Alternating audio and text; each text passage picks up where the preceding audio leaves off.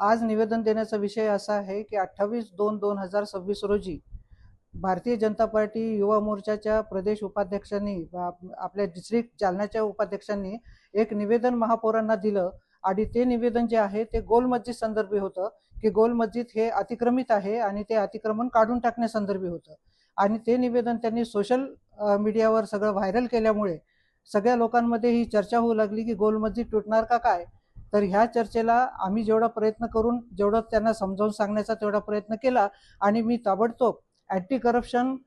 Crime कमिटीचे इथले Jalna district inspector जे आहेत त्यांच्या कानावर ही गोष्ट घातली की आता हे प्रकरण जे आहे आपल्याला SP साहेबांपर्यंत पोहोचवणं फार गरजेचं आहे. कारण वातावरण जर हे चिघळलं तर ह्याला सांभाळता सांभाळता आपल्याला मुश्किल होऊन जाईल. कारण न्यायप्रविष्ट मामला आहे, गोल मस्जिद तुटू शकत नाही, अतिक्रमण झालेलं नाहीये आणि हायकोर्टामध्ये ती केस पेंडिंग आहे. मग आता त्या केस पेंडिंग असताना हे असे निवेदनं काढून ह्या प्रकारचं जे आहे म्हणून आम्ही ताबडतोब निर्णय घेऊन SP साहेबांना एक निवेदन दिलं आणि SP साहेबांना वस्तुस्थिती काय आहे ती सगळी समजावून सांगितली आणि लगेच मग त्यानंतर आम्ही महापौर